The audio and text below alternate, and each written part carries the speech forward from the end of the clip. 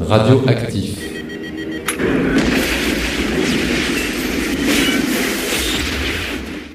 Bonsoir à tous et toutes. Merci d'être venus. Ce soir, donc, l'Université populaire du Pays Sud-Charente vous propose une mini-conférence avec une partie ensuite questions-réponses si vous le souhaitez, en fonction des attentes que vous avez, sur tout ce qui concerne les drogues, les addictions, là où les dépendances. Pour ceux qui le souhaitent, je précise que nous avons les programmes de l'Université populaire. Si vous souhaitez en avoir, éventuellement, si vous pouvez en distribuer autour de vous, n'hésitez pas. On est toujours à la recherche de bénévoles susceptibles de pouvoir nous relayer un petit peu dans la diffusion des différentes choses qu'on fait, et vous verrez que d'ici au mois de décembre, on a des choses extrêmement variées et intéressantes en tout cas, oui. Donc nous avons organisé cette soirée suite à des demandes qui avaient été faites au sein de l'Université populaire sur les drogues, les addictions, là où les dépendances, et comme j'estimais ne pas être nécessairement le plus compétent pour pouvoir en parler, nous avons fait appel à une structure qui est l'ANPA 16, dont on vous parlera dans quelques minutes, qui a tout un réseau qui fonctionne sur le Pays Sud-Charente, mais ailleurs également. Je vous propose de fonctionner de la manière suivante, c'est-à-dire qu'on va faire une petite présentation d'une trentaine de minutes sur les bases biologiques du mode d'action des drogues, sur le fonctionnement des dépendances et des addictions. Et puis je laisserai la parole ensuite au docteur Lebris, sauf erreur de ma part, c'est bien ça, qui est médecin addictologue et qui sera donc bien mieux équipé que moi, on va dire, intellectuellement, pour pouvoir répondre à toutes vos questions. Rien de plus à préciser pour l'instant. Éventuellement, est-ce qu'on peut présenter le réseau dès maintenant? Ouais. Bonsoir, donc moi je m'appelle Brigitte Leguet, je suis chargée de prévention à la NPA 16, donc qui veut dire Association nationale de prévention en alcoolologie et addictologie de la Charente. En ce qui concerne le territoire Pays Sud-Charente, depuis maintenant 10 ans, un réseau prévention des addictions existe. Ce réseau a pour vocation de mettre en synergie les acteurs sociaux, médicaux, mais tout citoyen qui souhaite venir, le bienvenu. L'idée, c'est de pouvoir travailler et de mettre en cohérence, pourquoi pas, des actions quand on nous demande, une cohérence entre la demande et le besoin. On n'a pas pour vocation à faire l'action, mais en tout cas à mettre en synergie les acteurs locaux. C'est dans ce cadre-là d'ailleurs qu'on a été demandé par l'Université populaire. Quoi vous dire d'autre? Bon, je sais pas, moi. Je ne sais pas si vous connaissez ce réseau finalement. On met en tout cas, on a des réunions à peu près une fois tous les trimestres.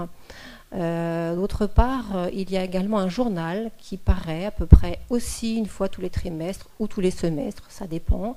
En tout cas en ce moment, si vous souhaitez le recevoir, il n'y a pas de souci, vous pouvez avoir un petit papier à la sortie, mettre votre mail et on aura le plaisir de vous l'envoyer. Voilà. Donc je vais laisser la parole. Merci. Je précise également avant de commencer que si jamais vous souhaitez adhérer à l'Université populaire, il n'y a strictement rien d'obligatoire puisque toute conférence, tout cours, toute activité qu'on peut faire est strictement gratuit. En revanche, donc, si vous souhaitez adhérer, ça serait une adhésion de soutien pour nous permettre de fonctionner parce que nous avons des frais évidemment. Je vais mettre en ligne dans quelques jours le rapport d'activité, le bilan financier de l'an dernier. On fonctionne avec des moyens réduits, mais on fonctionne plutôt pas mal. Et donc, si vous souhaitez adhérer, on a tout ce qu'il faut, vous pouvez le faire.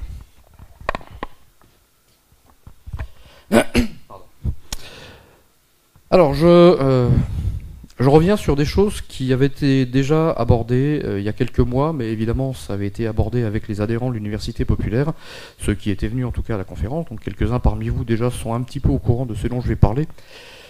Sur les drogues, donc les addictions, la dépendance, tout se joue au niveau du système nerveux. Alors le système nerveux, c'est le cerveau, c'est la moelle épinière, ce sont des ensembles de nerfs, c'est surtout un système qui permet la communication entre l'organisme et puis tout son environnement.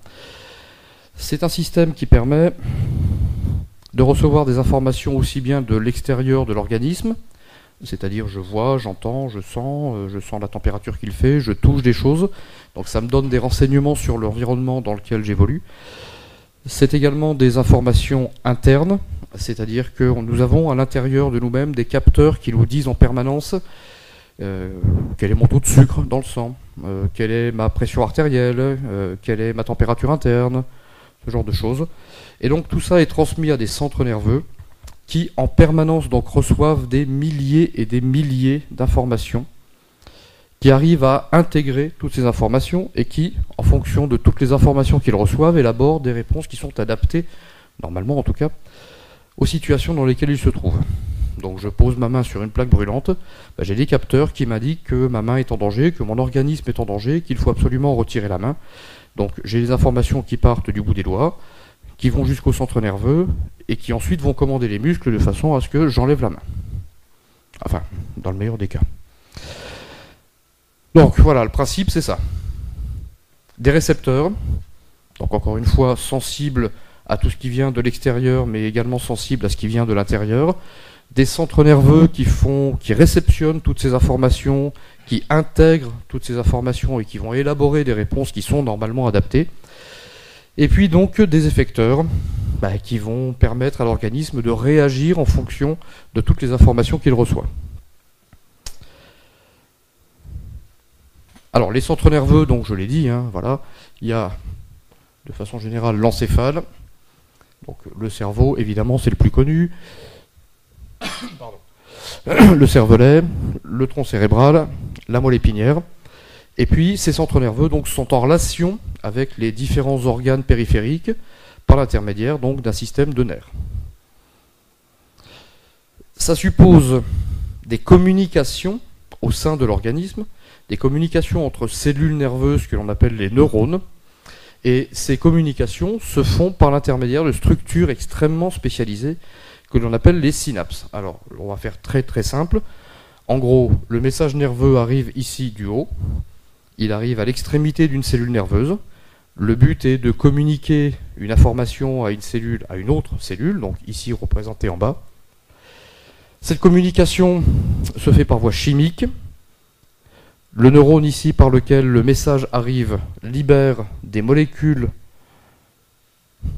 dans ce qu'on appelle ici la fente synaptique, c'est-à-dire un petit espace qui existe entre le premier neurone et puis l'organe qui va recevoir ici les informations, donc souvent un deuxième neurone, mais également une cellule musculaire, une cellule sécrétrice ou d'autres choses de ce genre.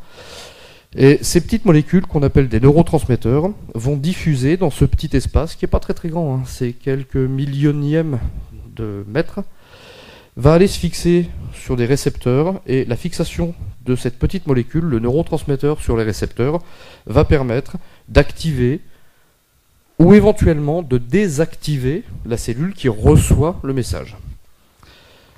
Ce sont des choses qui fonctionnent de manière extrêmement précise et qui sont en particulier sensibles à tout un ensemble de drogues. Alors juste un exemple pour illustrer ça, c'est l'effet du LSD au sein du système visuel. Alors le système visuel, donc des informations partent de la rétine, parcourent le nerf optique, et lorsque ces informations nerveuses arrivent au niveau de cette structure, le corps genouillé latéral, il va y avoir donc justement des synapses qui vont permettre de transférer des informations à d'autres neurones, qui vont amener donc les signaux nerveux jusqu'à ce qu'on appelle l'aire primaire visuelle dans le cortex occipital, là où les images vont véritablement se former. Je précise tout de suite, c'est pas pour faire de... Enfin si, c'est pour faire de la pub quand même, que prochainement, dans les semaines qui viennent, on fera une conférence sur justement la vision et est-ce que nos sens ne nous trompent pas un tout petit peu lorsque on parle de la vision. Est-ce qu'on voit bien véritablement ce qu'on pense voir? C'est ici que tout se joue. Ici, donc, comme on l'a vu précédemment, il y a un neurone. Enfin, il y a des neurones, mais lorsqu'on en active un, évidemment, ça fonctionne avec un, qui va transmettre une information à d'autres neurones. Et cette information va passer par une molécule particulière qu'on appelle la sérotonine. Certaines drogues, le LSD par exemple, ont des structures qui ressemblent au moins en partie à la sérotonine et qui vont pouvoir venir se fixer sur le deuxième neurone sans même que le premier neurone n'ait été activé. Le deuxième neurone va donc croire, il va être trompé en quelque sorte, va croire que le premier neurone lui a envoyé une information, il va envoyer cette information au cortex visuel, et de là donc vont naître des hallucinations. Donc c'est un petit peu le principe de fonctionnement de beaucoup de drogues. Alors, la liste est loin d'être exhaustive, hein. Les benzodiazépines telles que le Valium, etc. sont des molécules qui vont agir également sur les synapses de façon à diminuer l'activité du système nerveux en agissant sur ce qu'on appelle des récepteurs à GABA. Bon, on ne va pas rentrer dans le détail. La morphine est une substance qui va agir sur des synapses particulières qui sont des synapses transmettrices de la sensation douloureuse et qui vont inhiber, qui vont bloquer la transmission de cette sensation douloureuse, d'où leur effet antidouleur. La cocaïne, qui agit également sur les synapses, mais alors elle, c'est un peu différent. Elle va jouer sur la recapture des neurotransmetteurs et donc elle va maintenir un état d'activité extrêmement poussé des neurones qui sont censés recevoir l'information. Bon, encore une fois, il y a tout un tas d'autres molécules qui vont pouvoir agir sur ces structures synaptiques. Fonctionnement très complexe, très subtil, mais donc du coup très fragile aussi. Et quand on parle d'addiction, de drogue, etc., il y a des effets physiques, des effets comportementaux qui sont médiés par ces synapses. Alors vous allez me dire, oui, mais quand quelqu'un est par exemple addict, je ne sais pas, aux écrans, quand quelqu'un est addict à des jeux, on ne voit pas bien où est la molécule là-dedans. Bah oui, évidemment, il y a aussi des addictions qui se font sans aucune molécule. Ça passe par un autre système dans ce cas. Ce système, c'est ce qu'on appelle le système de récompense. Donc une vue très schématique ici du cerveau, en coupe. Ce système de récompense, c'est un système qui est, sur le plan évolutif, extrêmement ancien. Il existe déjà chez les mammifères les plus, entre guillemets, primitifs qui soient. Il fonctionne toujours à peu près de la même façon. C'est un système qui est un système dit de récompense et de punition. C'est-à-dire qu'il va y avoir, à force de répétition, des choses qui vont finir par devenir plaisantes pour l'organisme et puis des choses qui vont finir par devenir déplaisantes et ça va finalement diriger l'essentiel de nos comportements. Sans rentrer dans le détail, encore une fois, c'est un système qui comprend des neurones, des cellules nerveuses, exactement comme on l'a dit précédemment. Et ce système, avec ou sans drogue, avec ou sans substance chimique exogène, peut se mettre en activité dans tout un tas de situations différentes. Le simple fait, sur le plan évolutif, là encore, le simple fait d'avoir des comportements reproducteurs, le simple fait de manger, de boire, même de l'eau, ça stimule déjà, ça peut faire fonctionner ce système de récompense, ce qui va évidemment inciter l'animal qui va être ainsi stimulé, dont le système de récompense va être ainsi stimulé, à poursuivre sa recherche de reproduction, à poursuivre sa recherche de nourriture, à poursuivre sa recherche de boissons par exemple. Évidemment, c'est un système qui ensuite peut être dévié parce que, enfin dévié, ce système est sensible non seulement, comme on l'a vu tout à l'heure, aux stimulations internes, mais également aux stimulations externes.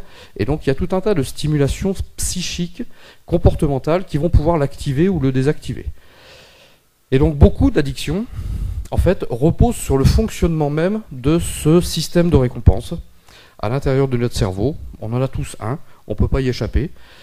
Et on est tous plus ou moins soumis à ces règles d'addiction, de récompense, de punition, qui vont guider donc l'ensemble de nos comportements.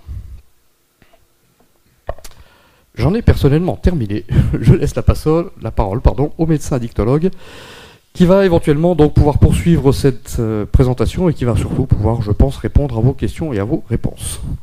Voilà, donc eh bien, écoutez, déjà c'est très bien parce que vous avez eu toute la présentation au niveau neurobiologique, donc je ne vais pas m'étendre sur ce sujet.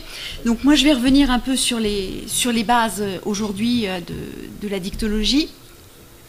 D'accord, merci. En fait, le mot addiction, d'où il vient? Eh bien, en fait, c'est un mot très ancien, c'est un mot qui vient du latin. Addicere, qui voulait dire adjuger une personne à une autre. C'est en fait ce qu'on appelle une contrainte par corps. C'est-à-dire que la personne qui avait dans l'Antiquité une dette vis-à-vis d'une autre et qui ne pouvait pas la rembourser, eh bien, il était addict à cette personne, c'est-à-dire qu'en fait, il devenait son esclave. Donc on reprend un peu ces notions de dépendance avec contrainte par corps, esclavage. La personne se mettait au service de l'autre pour pouvoir rembourser sa dette. Donc vous voyez que c'est un terme qui n'est pas nouveau. Bien sûr, en anglais, c'est to be addict, qui veut dire directement donc être esclave. Un petit mot simplement pour dire que on essaye de parler plutôt d'addiction que de dépendance, parce que la dépendance, ça veut dire beaucoup d'autres choses. D'abord, on parle de dépendance pour les personnes âgées, les personnes démentes, dans les maladies telles que la maladie d'Alzheimer. Et d'autre part, on peut être dépendant à un médicament sans pour autant être addict à ce médicament. J'ai mis par exemple les bêta-bloquants. Le bêta-bloquant, c'est un médicament, une famille de médicaments qui existe depuis très longtemps, qu'on utilise notamment pour les problèmes cardiaques et dans l'hypertension. Quelqu'un qui prend son bêta-bloquant tous les jours va aller très bien. S'il ne le prend pas, il va aller mal et il va avoir un syndrome de manque, un syndrome de sevrage, parce qu'il n'a pas pris son médicament. Il n'est pas du tout addict au bêta-bloquant, parce que finalement, quand il prend ce médicament, c'est pour sa santé et il n'y a pas cette notion de plaisir. Dans l'addiction, pour qu'il y ait addiction, au départ, il y a cette notion de plaisir.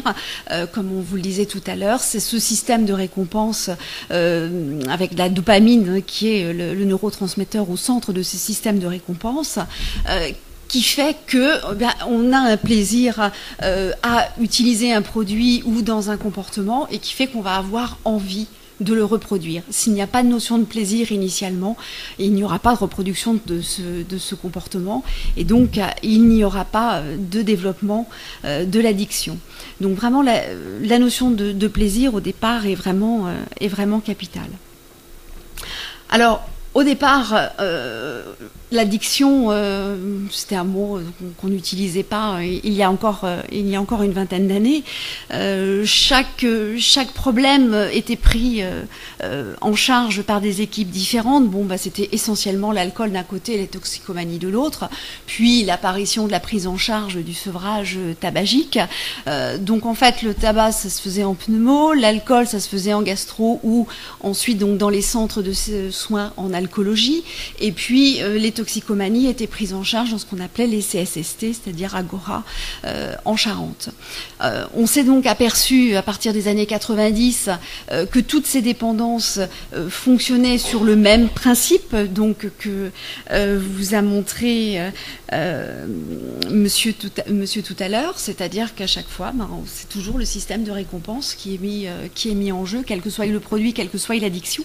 Et c'est pour ça qu'on a finalement fait émerger cette spécialité qu'est la dictologie, qui existe maintenant depuis une vingtaine d'années. Donc, les facteurs de développement de l'addiction. Pourquoi on devient addict à un produit ou à un comportement? Eh bien, ça ne relève pas du hasard au départ. C'est toujours une interaction donc triangulaire entre un sujet, un produit et un contexte.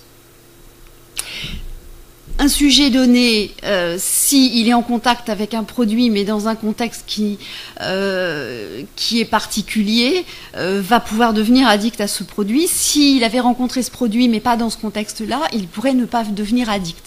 Je prendre l'exemple du jeune ado qui va goûter le cannabis avec les copains un samedi soir.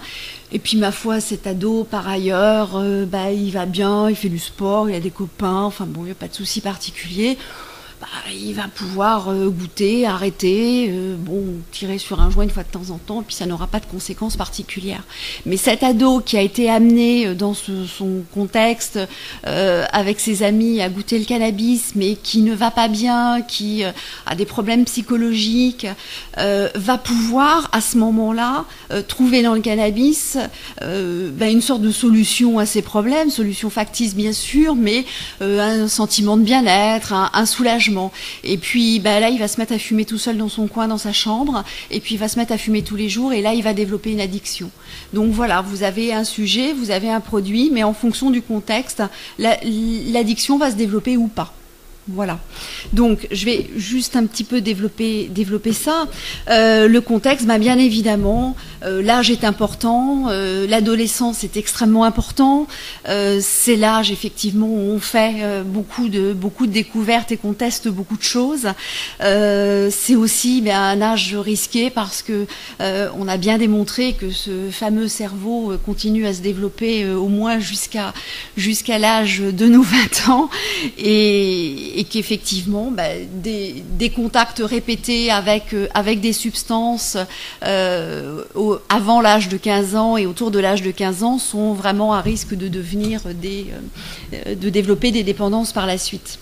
Les garçons sont généralement plus testeurs que les filles, c'est une chose aussi importante. Et c'est vrai que voilà, le contexte, les relations familiales, les relations avec les pairs sont des choses qui sont très importantes. Alors bien sûr, on va parler de l'ado, mais ça va être aussi des personnes adultes qui, dans leur vie, à des moments difficiles de leur vie, des séparations, des deuils, le chômage, vont à ce moment-là développer une addiction à un produit qu'ils pouvaient utiliser avant ponctuellement et qui à un moment de leur vie devient pour eux une béquille. Alors le contexte, le milieu socio-culturel est très important. Comme je dis toujours, une femme en Arabie Saoudite a relativement peu de chances de devenir addict à l'alcool. Voilà, parce que culturellement, l'alcool est interdit dans les pays, dans ces pays-là. Le contexte, bien sûr, ça dépend de la disponibilité du produit. Ça devient moins vrai aujourd'hui, mais je prenais parce que là, on trouve de plus en plus de cocaïne un peu partout. Mais bon, c'est vrai que pendant des années, il est évident que quand on travaillait dans le milieu du spectacle, on était beaucoup plus facilement en contact avec la cocaïne et donc on était beaucoup plus à risque de développer une addiction à la cocaïne. Le caractère licite ou illicite du produit aussi est important parce que, je vais vous montrer un petit tableau, quelques chiffres tout à l'heure, l'addiction la plus fréquente et la plus problématique au jour d'aujourd'hui, c'est l'addiction à l'alcool. On parle beaucoup de toxicomanie, mais bon, les toxicomanes en France, on estime que c'est 200 à 250 000 personnes. On parle de 5 millions de malades alcooliques. Donc, si vous voulez, le problème est quand même beaucoup plus important et les addictions sont quand même beaucoup plus développées avec des produits illicites, donc avec l'alcool et le tabac. Alors, donc le sujet, c'est bien sûr, donc je vous ai parlé donc du contexte, sujet, contexte, produit. Au niveau du sujet, c'est-à-dire de la personne, c'est sûr aussi qu'il y a des choses qui sont très importantes et qui peuvent être des terrains à développer une addiction. Alors bon, je ne vais pas reprendre aujourd'hui tout ce qu'il y a dans ce diaporama, ça serait beaucoup trop long pour ce soir, mais si vous voulez schématiquement, retenez qu'il y a deux types de personnes plus prédisposées que d'autres, dirons-nous, à développer une addiction. Ce sont deux traits de personnalité différents et complètement opposés. Il y a d'abord les personnes plus souvent de jeunes hommes qui sont attirés par la nouveauté, par la prise de risque, par la recherche de sensations, ce que nous on appelle les pratiques ordaliques, c'est-à-dire risquer sa vie, mettre un peu sa vie en danger pour finalement eh bien gagner, être toujours vivant. Et parfois il faut pour ces personnes éprouver un peu le risque et même le risque mortel pour pouvoir se sentir vivant. Alors ça c'est un petit peu le cas extrême, mais c'est un peu ce qu'on va retrouver chez les personnes qui vont essayer un petit peu tous les produits, toucher à tout. C'est parfois, on le voit bien, je travaille également à l'hôpital d'Angoulême et avec le service des urgences, des garçons qu'on a vu jeunes pour une chute de vélo, de roller ou de skateboard, et puis qu'on a vu après pour un accident de scooter, puis après pour un accident de la route. Donc voilà, un peu des risques tout, je dirais. À contrario, on va trouver un autre profil psychologique qui est exactement tout le contraire. C'est-à-dire au contraire des personnes qui sont timides, renfermées, qui ont une faible estime d'elles-mêmes, qui n'ont pas confiance en eux, qui ont des difficultés à aller vers les autres, à s'affirmer, et qui vont trouver dans les produits ou même dans des comportements un moyen, bon, quand ce sont des produits, souvent justement de se donner du courage et puis d'y aller. Et puis avec les addictions comportementales aussi, un moyen de s'évader. Je pense par exemple à une jeune fille qui a découvert au lycée la prise de parole en public était terrible pour elle, et que si elle avalait une flasque de Porto, elle faisait beaucoup plus facilement son exposé. Voilà. Donc voilà, deux vraiment profils psychologiques qui sont très différents. En dehors des profils psychologiques, c'est vrai aussi qu'il y a les problèmes psychiatriques, et que souvent les problèmes psychiatriques et les problèmes d'addiction finissent par être intriqués. C'est-à-dire que le plus souvent, les addictions vont entraîner anxiété et dépression, quel que soit le produit et quel que soit le comportement, parce qu'une fois que les gens se rendent compte qu'ils sont dépendants et qu'ils sont addicts à un produit ou à un comportement, cela entraîne généralement une grande souffrance psychique, parce que ils se rendent compte qu'ils ont un problème, ils n'arrivent pas à s'en sortir tout seuls, ils se sentent un peu dans l'impasse, et chez les personnes addictes, on trouve un taux de suicide qui est identique quasiment au taux de suicide chez les personnes qui ont un syndrome dépressif. Maintenant, c'est vrai que les pathologies psychiatriques telles que la schizophrénie, le syndrome bipolaire entraînent également des addictions, parce que ce sont des syndromes psychiatriques qui entraînent beaucoup d'angoisse, et ces patients à ce moment-là deviennent addicts à des produits pour calmer leurs angoisses, qui souvent sont malheureusement résistantes à des traitements, même à des traitements très lourds. Donc il y a après une intrication entre pathologie psychiatrique et pathologie addictive. Bon, le plus souvent, comme pathologie psychiatrique que l'on retrouve à l'origine de l'addiction, ce sont des syndromes anxieux. Les phobies sociales, c'est-à-dire les personnes qui vraiment ont des difficultés à être en contact avec les autres, à parler avec les autres, à prendre la parole. Les personnes qui ne supportent pas la foule, l'agoraphobie. Voilà, donc ça c'est vraiment un grand pourvoyeur d'addiction également. Mais tout de même, le plus souvent, l'addiction est primaire et il n'y a pas de pathologie psychiatrique initialement.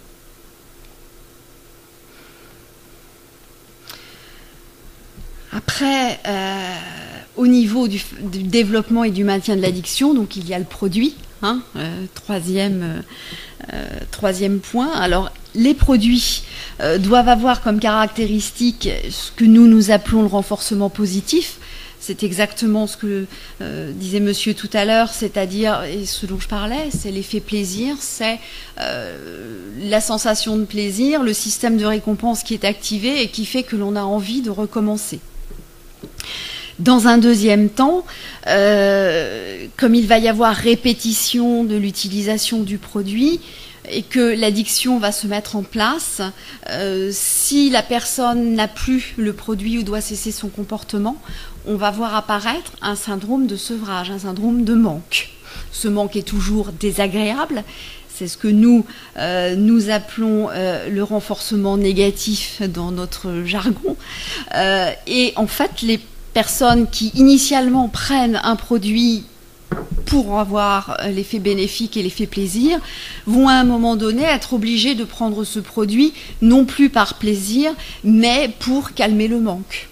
Donc là, on est dans ce qu'on appelle, nous, le renforcement négatif du produit.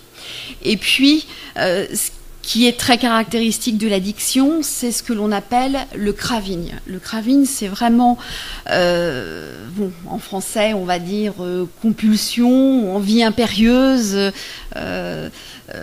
C'est spécifique de la dépendance et c'est finalement une envie impérieuse qui est, je dirais, plus forte que tout.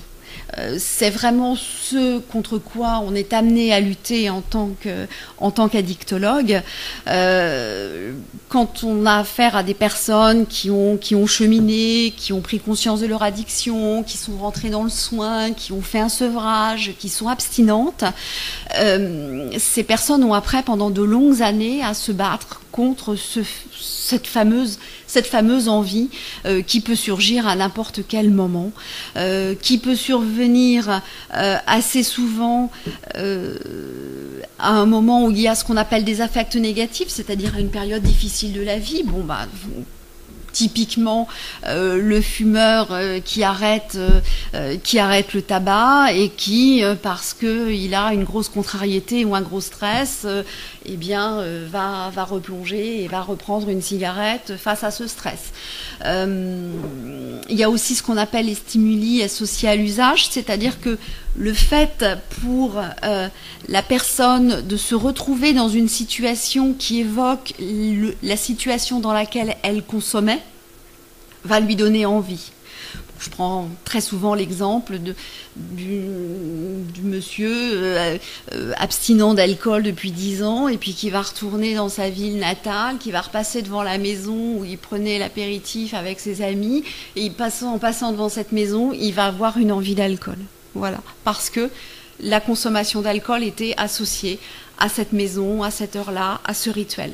Donc, il y a une mémoire au niveau du cerveau, il y a une mémoire qui est là et qui peut ressurgir sans crier gare. C'est ce qu'on va aussi rencontrer, par exemple, avec le simple usage ponctuel.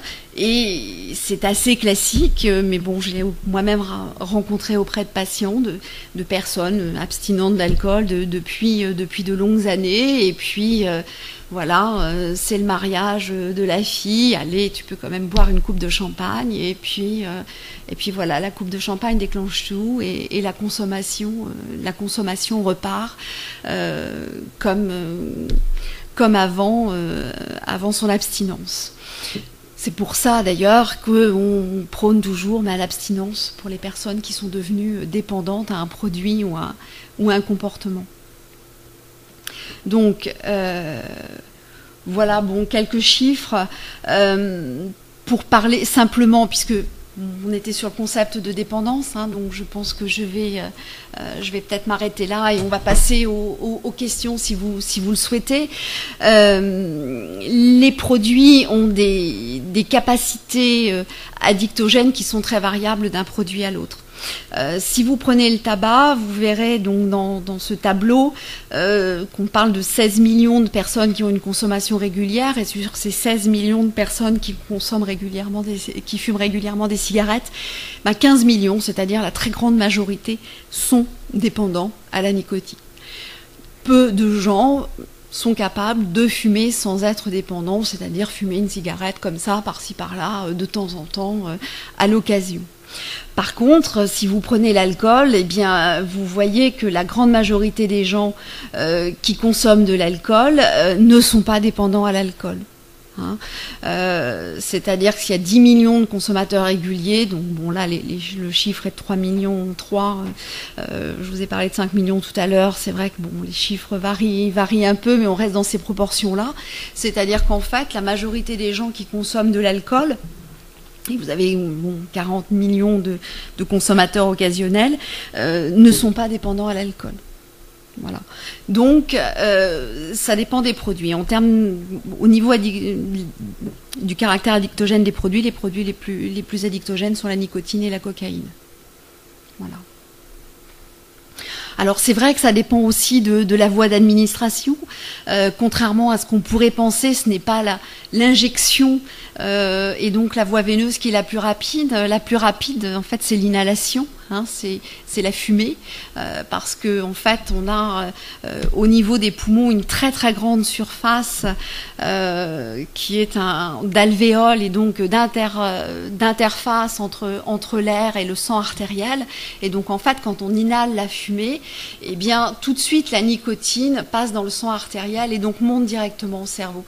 Alors que même sur donc une injection, quand on parle des injections d'héroïne, les gens s'injectent dans le sang veineux, donc il faut quand même finalement que le produit fasse un tour complet, je dirais, avant de parvenir au cerveau. Donc la voie la plus addictogène aussi, c'est la voie fumée, la voie inhalée, parce que les effets sont immédiats. Et plus l'effet est immédiat, est intense, et plus le produit est à risque de dépendance. Voilà, donc je crois que je vais arrêter là. Peut-être, oui, c'est vrai, non, quand même, pour terminer, sur la mise en place de l'addiction, bah, bien sûr, c'est une lapalissade, mais pour devenir addict à un produit, il faut déjà d'abord l'avoir goûté, l'avoir utilisé au moins une fois. Après, bien sûr, eh bien, il y a cette répétition, il y a cet effet plaisir qui fait qu'il y a une répétition, qui va entraîner ce que nous, on va appeler une consommation excessive, mais une consommation qui peut rester régulée. Donc, par exemple, pour l'alcool, l'OMS, l'Organisation mondiale de la santé, dit qu'il ne faut pas dépasser 2 verres dose standard par jour pour les femmes, 3 verres pour les hommes. Une consommation excessive, c'est quelqu'un qui va boire 5-6 verres par jour. Il n'a pas de problème particulier, mais bon, il a simplement une consommation excessive qui va être à risque pour sa santé, mais il est parfaitement capable, si un jour il ne doit pas consommer, de ne pas consommer sans avoir de syndrome de manque. Il est capable d'adapter sa consommation à l'environnement et aux circonstances. Ensuite, quand il y a une consommation excessive, eh bien, le risque qui peut arriver, c'est qu'il y ait des problèmes. Donc en fait, 2 notions dans l'addiction, la notion de plaisir et la notion de problème. À partir du moment où il y a des problèmes qui sont dus à la consommation d'un produit, de 2 choses l'une, où on revient en arrière et on se dit bon non là ça va pas, j'ai trop consommé ou ça me pose des problèmes, il faut que j'arrête, il faut que je modifie mon comportement, et on modifie son comportement et on redevient un consommateur modéré, ponctuel, où on arrête complètement la consommation du produit et donc on ne rentre pas dans la dépendance. Si malgré les problèmes et l'accumulation de problèmes, on continue à consommer et qu'on ne change pas son comportement, alors c'est là que la dépendance se met en place. Donc il n'y aura pas de dépendance à un produit ou à un comportement s'il n'y a pas un plaisir initial. Par exemple, dans les pays asiatiques, beaucoup de gens ont un déficit dans une enzyme qui fait qu'ils métabolisent mal l'alcool et qui fait que s'ils consomment de l'alcool, en fait, ils ont des réactions très désagréables. Ces personnes-là ne consomment pas d'alcool. Mais par contre, quand on a donc des effets, donc ces personnes-là, elles ne vont pas consommer.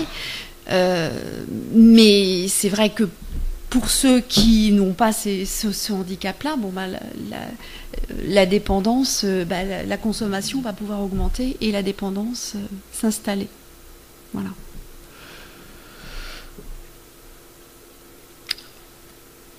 Donc voilà, je vais m'arrêter là sur les concepts d'addiction. Après, je ne sais pas si je peux répondre à vos questions sur la dépendance. Si vous voulez parler des produits, si vous voulez parler d'autres choses, d'autres aspects qui vous viennent en tête, allez-y. La différence entre l'héroïne et la cocaïne. Ah, ce ne sont pas du tout les mêmes produits. C'est Pas des poudres, non, je ne sais pas. Alors, l'héroïne est un produit plutôt sédatif. Voilà. Alors après, effectivement, il y a différentes formes. L'héroïne peut être injectée, mais elle peut être également fumée et elle peut être sniffée. Le sniff, c'est quand le produit est pris à l'aide d'une paille, ou d'une paille fabriquée maison le plus souvent, par le nez. Voilà, donc il y a grosso modo 3 modes de consommation de l'héroïne. Alors c'est vrai qu'aujourd'hui, il me semble que l'injection est un peu en voie de régression, mais par contre le sniff en très grande augmentation. Hein, voilà. Le fait qu'il y ait le sida, ça apporte qu'il ne se pique plus. Alors, non, je pense que ça joue. Je pense aussi que c'est aussi une question, j'allais dire presque de mode. Je pense que ça joue aussi. C'est vrai qu'avant, bon, c'était vraiment l'injection. C'est vrai que l'injection a comme risque les risques de transmission virale, donc le sida, l'hépatite B, l'hépatite C, que les complications des injections, c'est également sont des infections au point de piqûre. Alors c'est vrai aussi qu'il y a eu beaucoup de prévention de fait à ce niveau-là et qu'aujourd'hui les personnes qui injectent toujours de l'héroïne ou d'autres produits, parce que la cocaïne peut aussi être injectée, en fait peuvent avoir accès à des kits, à des kits à usage unique, pardon. Voilà, hein, donc aiguilles, seringues, tout le matériel à usage unique qu'ils peuvent trouver en pharmacie ou qui peuvent être distribués gratuitement au niveau de Médecins du Monde, du CARU, de ces organismes. Et vous avez des médicaments Vous avez des médicaments qui compensent quand il y a des manques? Alors, dans les hôpitaux, par exemple. Alors, au niveau de l'héroïne, oui. Donc, bon, l'héroïne, donc, comme je vous disais tout à l'heure, c'est à peu près 200-250 000 personnes en France. Donc, qui peut donc être fumée, sniffée ou injectée. Le problème, c'est effectivement les complications de l'injection. Ce qu'il faut aussi savoir, avant que je réponde à votre question, j'en profite aussi pour vous dire, c'est que le partage de paille présente aussi des risques de transmission virale, majoritairement de l'hépatite C, mais également de l'hépatite B et du sida. Donc en fait, le partage de paille n'est pas anodin. Et c'est pareil, on essaye vraiment beaucoup de communiquer sur l'utilisation de paille à usage unique et que les personnes ne les échangent pas. Voilà. Donc ensuite, vous parliez de médicaments. Alors par rapport à l'héroïne, y a 2 choses. Où les gens arrivent en manque, ils veulent vraiment, enfin, on est amené à faire un sevrage et effectivement on a des protocoles écrits, précis, qui utilisent différents médicaments qui sont ce qu'on va appeler un traitement symptomatique, c'est-à-dire qu'on va agir sur tous les effets du syndrome de sevrage qui est très douloureux en ce qui concerne l'héroïne. Hein. Les gens qui sont en manque d'héroïne présentent un syndrome grippal hyperalgique. Donc à la fois ils ont de la fièvre, ils tremblent, ils ont le nez qui coule, ils ont la diarrhée et ils ont mal partout. Et c'est vraiment extrêmement violent. Ce n'est pas à proprement parler dangereux, ce n'est pas mortel, mais c'est effectivement très douloureux. Donc on a des traitements symptomatiques, on a des protocoles au point dans les hôpitaux pour prendre en charge ces sevrages. Maintenant, en règle générale, on s'oriente plutôt pour ces personnes vers ce qu'on appelle les traitements de substitution. Voilà, donc les traitements de substitution, il y en a 2 sortes. Il y a la méthadone et il y a donc la buprenorphine ou Subutex. Ce sont donc 2 produits qui permettent, alors l'idée, si vous voulez, c'est donc de se substituer à l'héroïne. C'est complètement différent de continuer à se droguer parce que d'abord c'est une prise qui est encadrée et qui permet de toute façon d'éviter les risques infectieux et qui va permettre, si vous voulez, de prendre en charge l'addiction dans la mesure où il n'y a pas l'effet l'effet flash qu'il va y avoir avec le sniff, la prise de produit, mais ça va être un taux constant tout au long de la journée, donc il n'y aura pas cet effet plaisir et cet effet shoot, hein, d'accord. Et ce sont aussi des produits qui font que si les gens continuent à consommer un peu, la consommation n'a pas le même effet. L'héroïne paraît moins bonne, il y a moins d'effets, il y a moins de sensations. Voilà.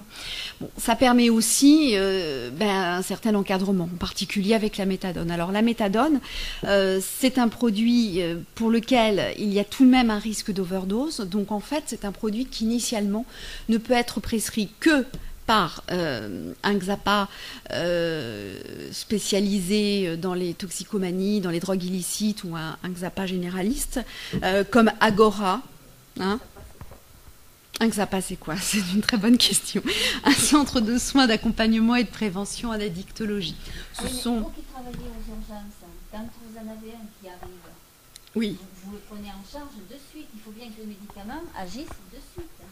Alors, si on les voit aux urgences, on va faire du traitement symptomatique. Bien sûr, on va les prendre en charge. Mais on va faire un traitement symptomatique. Après, on va mettre en place, si vous voulez, la mise en place d'un traitement de substitution, ça ne se fait pas comme ça du jour au lendemain, c'est quelque chose qui est réfléchi, qui demande plusieurs entretiens, une évaluation, qui s'accompagne d'un changement d'habitude, d'un projet de vie. C'est quand même quelque chose d'assez complexe. Donc en règle générale, quand il s'agit de méthadone, c'est mis en place donc, dans un centre comme Agora en Charente. D'ailleurs, il n'y a qu'Agora qui peut le faire en Charente, si ce n'est par contre les centres hospitaliers. Nous, tout praticien hospitalier à l'hôpital est habilité à prescrire de la méthadone. Mais en dehors de l'hôpital, c'est Agora qui prescrit la méthadone. Et ensuite, quand le traitement est bien au point, ils peuvent faire un relais vers le médecin traitant. Et à ce moment-là, ce sont les médecins traitants qui peuvent prescrire la méthadone. Mais il faut que le patient soit d'accord à le faire. Ah ben bien sûr. Voilà. Ouais. Quant au c'est ponctuel que ça arrive, vous pouvez le calmer, mais vous ne pouvez pas forcément le suivre s'il est... s'il ne veut pas, non. Bien sûr. Donc vous pouvez avoir un drogué tous les soirs aux urgences. Mais bien sûr. D'accord. Mais on a surtout des ivresses aiguës tous les soirs aux urgences. Je peux vous dire. Ah non, mais attendez. Oui, non, oui. Essentiellement quand même. Ouais. Parce que ça, j'en vois tous les matins. Important que vous puissiez... Non, mais c'est juste important que vous puissiez parler dans le micro. Oui, voilà, parce qu'on a la chance de pouvoir être capable. Oui, non, mais je ne peux pas être la seule à discuter, mais c'est vrai que donc, ça m'intéresse. Oui, mais vous avez raison. Mais tout à fait, mais vos questions sont intéressantes, il n'y a absolument aucun problème. Non, mais si quelqu'un veut prendre le relais, allez-y. Hein. Je le laisse. Hein. Donc en fait, bon, quand même pour terminer, en dehors de la méthadone, donc il y a la buprenorphine ou Subutex, qui ne présente pas de risque d'overdose et qui peut être prescrite directement par le médecin traitant.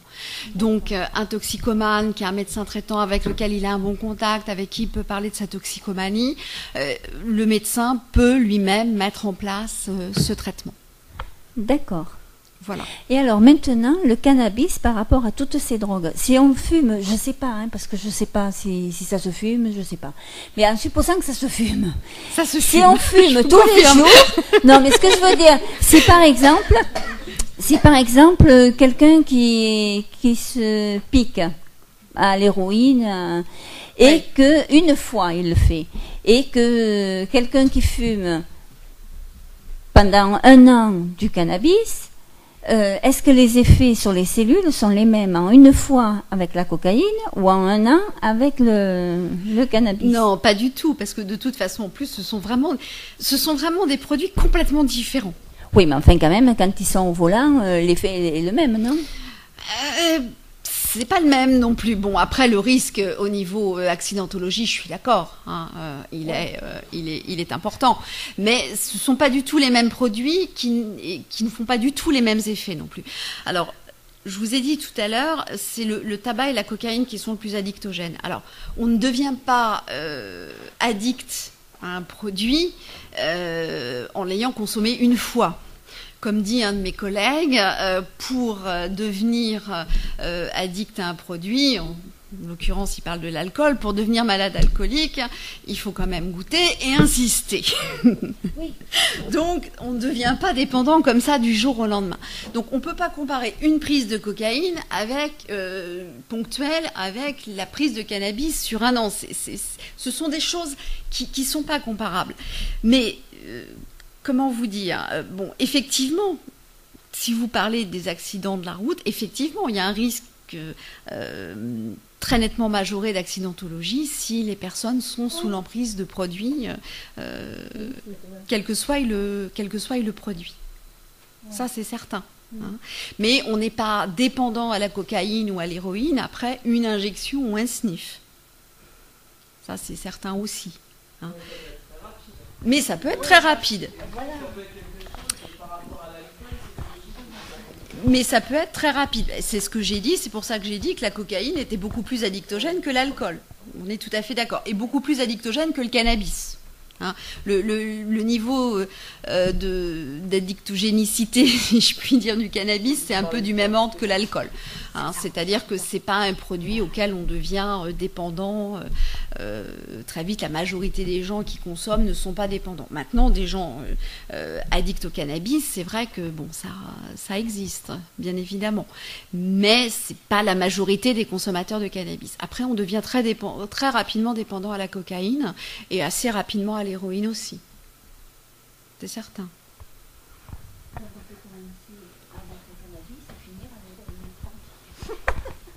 On peut commencer au cannabis et finir la cocaïne et l'héroïne.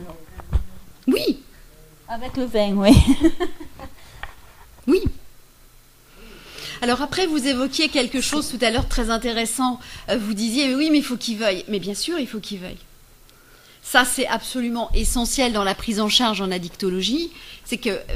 Et c'est la grande difficulté généralement pour l'entourage qui souffre et qui voudrait bien, docteur, faites quelque chose, soignez-le-moi.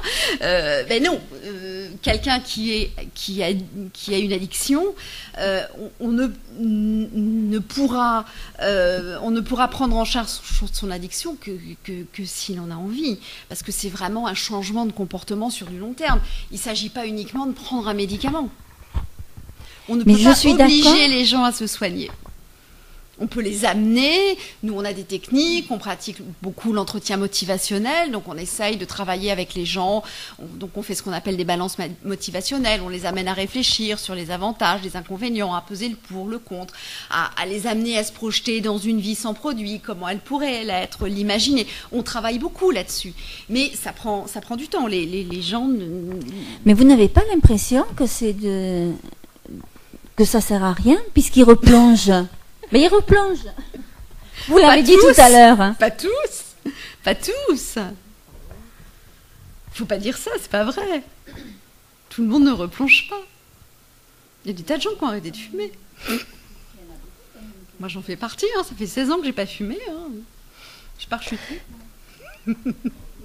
Je voudrais juste reprendre ce que vous avez dit tout à l'heure. Il ne faudrait pas penser non plus que celui qui fume un joint va se retrouver avec une seringue ou une paille à sniffer de l'héroïne ou de la cocaïne. Je crois que ça, c'est aussi important parce qu'on a véhiculé ça longtemps, mais c'est pas forcément dans ce sens-là que ça va aussi. C'est pas systématique. C'est important quand même de le retenir aussi. Je vous ai parlé de 200 000 héroïnomanes sur 60-65 millions de Français. Il faut relativiser aussi. Je vous dis pas, c'est un problème important et qu'il faut qu'on prend en charge. Mais voilà, il faut relativiser. Mais c'est vrai que c'est ce qu'on dit aussi. La consommation de produits illicites, et en particulier la consommation d'héroïne, est beaucoup plus visible. Parce que voilà, on va voir quelques personnes traîner dans la rue et on va les voir elles et se focaliser sur elles, alors que voilà, ça fait 2 personnes sur l'ensemble de la communauté.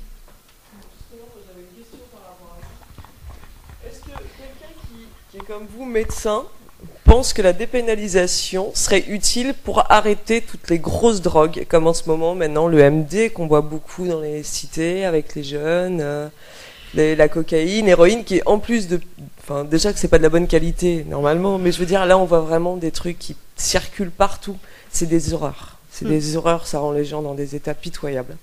Et voilà, et c'est ce qui m'intéresse d'avoir votre avis là-dessus, quoi. Alors moi, sincèrement, à titre personnel, je suis pas du tout pour la dépénalisation. Vous pensez pas que ça arrêterait plus les grosses drogues, ce système-là? Non. Non, en plus, bon, vous voyez, on a quand même, par exemple, avec les produits de substitution de l'héroïne, des gens, alors que on a un traitement encadré, que le Subutex est entièrement gratuit, pris en charge à 100%, etc., etc. On a quand même un détournement et un marché noir, et des gens qui, plutôt que d'aller chez le médecin traitant, prendre du Subutex... Mais le Subutex, il y a des médecins qui le donnent par plaquette. Moi, enfin, je peux en parler, je l'ai vu avec certaines personnes. C'est du trafic de Subu, parce que le médecin le donne, mais par des quantités il y a des médecins énormes. Aujourd'hui qui n'ont plus le droit d'en prescrire, hein. Ah bah, tant mieux. Ouais. Non. Il y a eu des choses de fait. Ça a traîné, on est d'accord. Mais il y a des médecins, effectivement, en Charente qui aujourd'hui... Le produit est détourné quand même. Hein. Ça revient à la seringue et ça revient au sniff et tout, quoi. Des choses ont enfin été faites sur ce sujet. Maintenant, bon, de toute façon, il y a un détournement qui existe aussi sur l'ensemble de la France et pas uniquement Charente.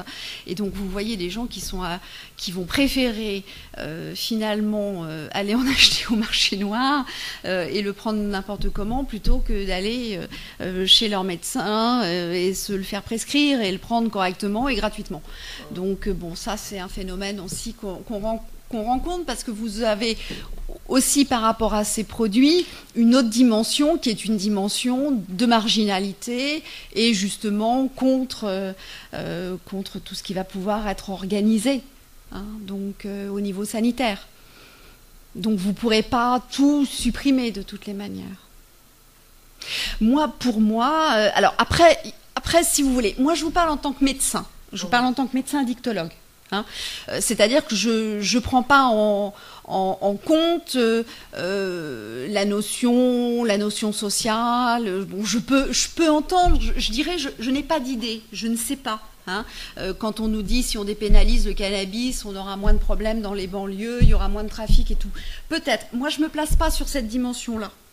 Mais moi, sur ma dimension en tant que médecin, par rapport au risque de consommation de ces produits, quand je vois aujourd'hui, à 40 ans, des gens avec des infarcts, des gens qui ont failli passer, moi j'ai vu l'autre jour un homme de 40 ans qui a passé 15 jours en réa, qui a fait 6 infarcts à la suite parce que c'est un consommateur de cannabis à 10-15 joints par jour depuis 10 ans.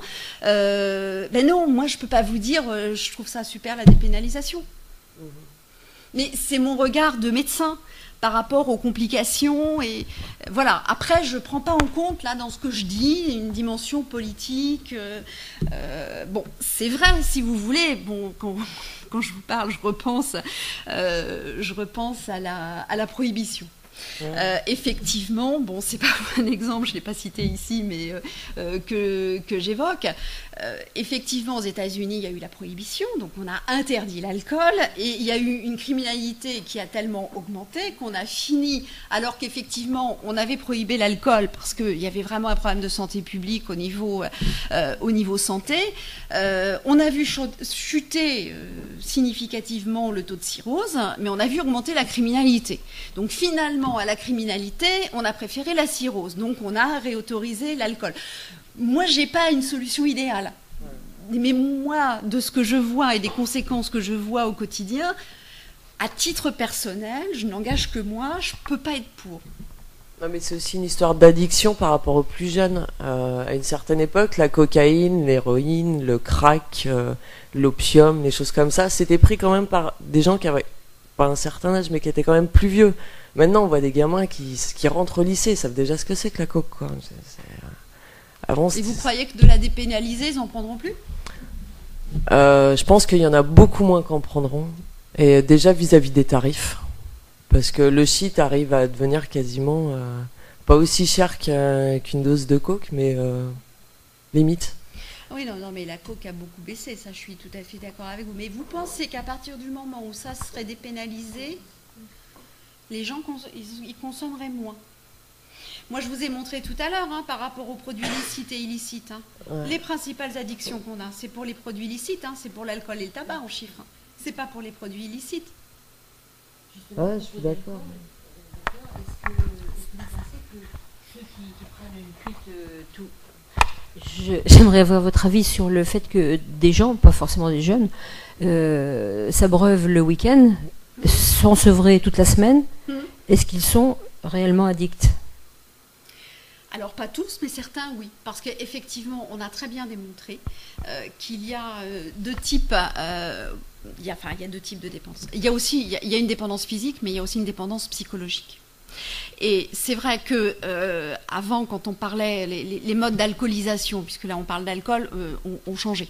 C'est vrai qu'avant, la culture de l'alcool, c'était plutôt le vin à table, au repas, l'apéritif le week-end, etc. Bon, aujourd'hui, il y a quand même des réglementations au niveau du travail, au niveau de la route, etc. Il y a une culture qui fait que la consommation de vin diminue, mais la consommation d'alcool fort augmente. Et effectivement, on voit apparaître de plus en plus des personnes qui ne consomment pas de la semaine, mais qui se lâchent complètement le week-end. Alors, avoir des consommations excessives le week-end, faire la fête le week-end, c'est pas automatiquement devenir dépendant. Mais quand on se met à consommer, à être capable de rester une semaine, 3 semaines, 1 mois, 3 mois sans consommer, mais que dès qu'on boit un verre, on boit la bouteille, c'est-à-dire qu'on ne peut pas contrôler sa consommation, on est dans une forme de dépendance, d'addiction. Voilà. Donc ça existe effectivement, des gens qui sont addicts sans consommer tous les jours. On en voit effectivement de plus en plus, puisque le mode de consommation, en ce qui concerne l'alcool, a beaucoup évolué. Vous parliez aussi, ça n'a rien à voir avec les problèmes des gens qui sont bipolaires. J'ai rencontré une personne qui a été traitée pour ce problème et qui, de l'état dépressif et morbide, est passé à l'état second d'euphorie et d'invincibilité. Un accès maniaque, oui. Alors, est-ce qu'il existe des traitements? Est-ce que des spécialistes sont capables de régler le dosage des médicaments? Alors là, c'est plus du tout mon domaine, c'est le domaine de la psychiatrie, mais effectivement, il y a des traitements pour la bipolarité. C'est pas forcément simple, mais il y a des psychiatres et il y a même certains psychiatres qui sont particulièrement spécialisés dans la bipolarité. Tout à fait. Donc le meilleur conseil à donner à cette personne, c'est de changer de psychiatre si ça ne marche pas. On dira ça comme ça. Oui, alors après, on peut aussi rencontrer des problèmes. Alors je ne sais pas si c'est le cas, mais bon, il y a quand même toujours quelque chose que j'ai mis en réserve par rapport aux pathologies psychiatriques, que ce soit celle-ci ou une autre, c'est l'observance du traitement par les patients. Voilà. J'ai juste une petite question qui va peut-être être naïve. La consommation qui évolue depuis des années, surtout ce qui est antidépresseurs, anxiolytiques, etc., est-ce qu'on peut parler maintenant d'une forme d'addiction qui se crée sur ces... Il y a une addiction possible aux benzodiazépines et aux somnifères, tout à fait. Pas aux antidépresseurs. Mais aux benzodiazépines et aux somnifères. Alors bon, c'est en particulier les somnifères. Alors il y a des somnifères qui sont des benzodiazépines, et il y a des personnes qui présentent une dépendance à ces médicaments, qui en prennent 10, 15, 20 par jour, et qui passent leur vie en fait à aller collectionner les médecins, parce que l'air de rien, la consommation de somnifères, elle est très encadrée. Si vous faites l'ordonnance type, je sais pas, le médecin traitant qui prescrit un antihypertenseur et puis un somnifère et qui fait son traitement pour 3 mois, parce que c'est un peu le standard, l'antihypertenseur va être renouvelé sur 3 mois, mais pas le somnifère. Le somnifère, il faut une ordonnance tous les mois. Vous ne pouvez pas le renouveler, faire un renouvellement systématique.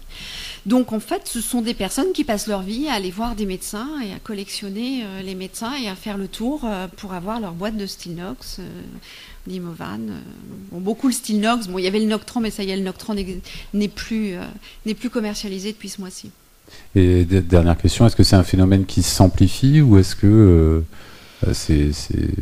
ça reste continuel, ou est-ce qu'on voit une augmentation de ce genre de J'ai phénomène? pas de notion par rapport à ça. Moi, sincèrement, Pardon ? Alors là, on en parle plus. Bon, là, c'est la grande mode, hein, avec ce qui est sorti la semaine dernière. Donc, maintenant, on en est à benzodiazépine et Alzheimer. Bon, donc là, on nous ressort le truc. Bon, je ne sais pas s'il y en a plus. Moi, j'ai pas ce sentiment, mais bon. Alors, ce que je dirais, c'est que je vais un peu, comment dire, quand même prendre un peu la défense des benzodiazépines.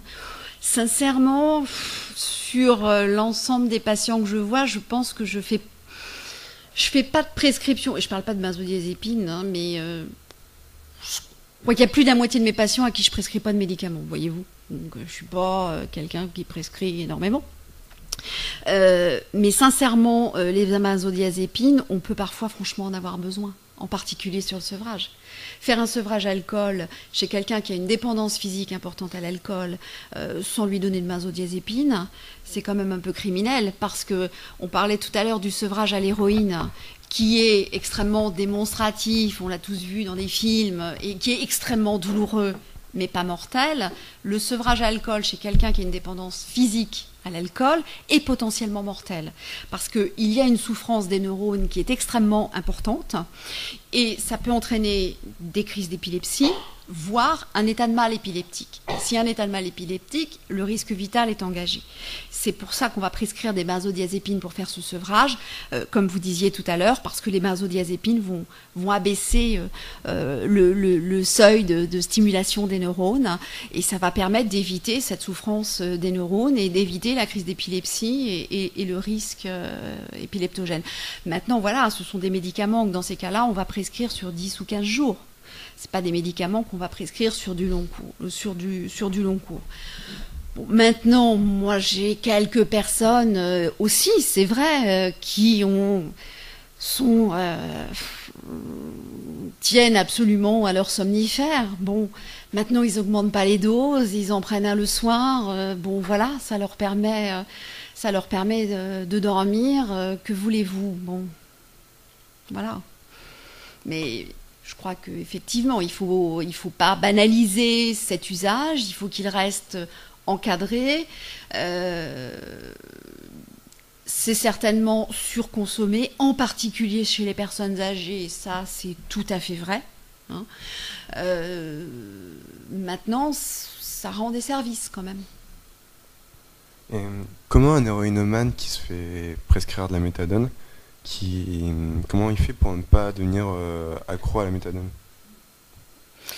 Ah, ben quelque part, il y a une certaine dépendance à la méthadone.